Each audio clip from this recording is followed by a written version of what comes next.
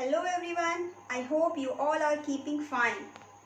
So, by seeing this beautiful picture, you can easily find out that today we are going to study about Lord Krishna. Yes, you are right. We are going to study about the Krishna's birth. So this is chapter number 3 named as Krishna's birth. Actually, Lord Krishna was born in the city of Mathura, who happened to be the 8th incarnation of Lord Vishnu, who is the supreme god of Hindus. He is also known as the god of love for his tenderness, and he is portrayed as a prankster in Hindu mythology because he used to make pranks with everyone around him. I am going to give you the brief idea about the central idea of the story. According to the story, Vasudev and Devaki, they are the parents of Lord Krishna, and Lord Krishna was born in the Yadav clan of Mathura to the beautiful queen Devaki and Vasudev.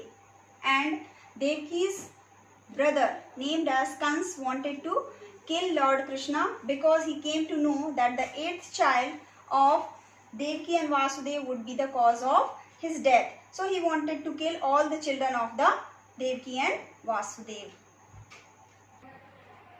So let's study the story in detail. So the story begins from the city of Mathura, where King Ugrasen was ruling over the city of Mathura. He had a son named Kans and a daughter named Devaki. Since Ugrasen was very kind and noble man, his son Kans was a merciless, ruthless prince, and Devaki was very beautiful princess. Devaki was to marry Vasudev, and Kans loved his sister very much, and he decided to be the charioteer on the day of the wedding. So the day has arrived, and when Vasudev and Devaki, they were coming out of the hall, wedding hall, and Kansa was driving the chariot, there was a voice which boomed from the heaven informing Kansa that Devaki's 8th child would be the cause of his death, and he wanted to kill Devaki at the moment. But Vasudev begged him, requested him, and he told Kans to show some mercy towards Devaki. Kans also didn't want to kill Devaki because he loved his sister very much, and Vasudev promised Kans that any child born to them, he would hand over the child to Kans. Now Kans got agreed, and he placed them under house arrest. So every time when the child was born to Vasudev and Devaki, the guards in the palace would inform Kans. Kans would come and would take the child and would kill it. In this way, 6 children of Vasudev and Devaki were killed. So when the 7th child was about to be born, both the parents decided to save the child. So at the time of birth of the child, the guards were asleep, and Vasudev got the chance to save the child. He slid out of the palace and he went to the neighboring village named as Gokul. He has taken the child and handed over to Yashoda, who was the wife of a nobleman. Then after that he came back to the palace again.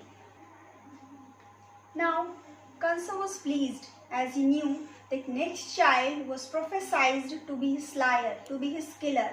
So he didn't want to take any chance, and he kept Vasudev and Devaki in the underground prison. Now the night has come. It was the 8th night of Shravan month when the 8th child of Vasudev and Devaki was born. It was raining heavily. The sky thundered as if the gods were trying to pay homage to the newborn child. Now the miracle occurred. Vasudev's chains fell off. All the guards in the prison, they fell asleep, and the prison's doors were opened. Vasudev decided to escape with the child.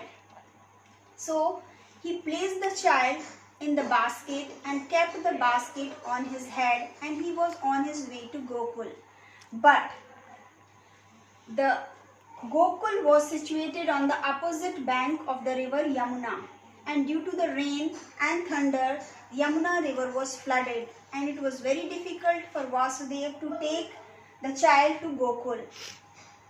And he prayed for some miracle. Now miracle occurred, and river Yamuna has given the way to Vasudeva to move towards Gokul. Now Vasudeva has crossed the river and reached to Gokul. On reaching Gokul, Vasudeva realized that Nanda's wife Yashoda had also given a birth to a baby girl. Then, when Yashoda and Nanda were sleeping, Vasudeva placed his child in the cradle and taken the baby girl with him. As soon as he reached the Mathura, he found that all the guards in the prison, they were awakened and the prison door were closed, and the baby girl whom he had taken with him started crying. When, after listening the cry of the baby girl, the guards in the prison had informed the Kans about the birth of the child.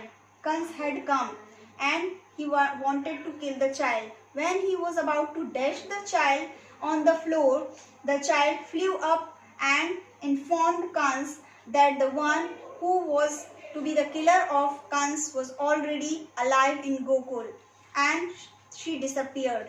In this way, the story has completed. It was a very simple and easy story. I hope you all have understood. Thank you.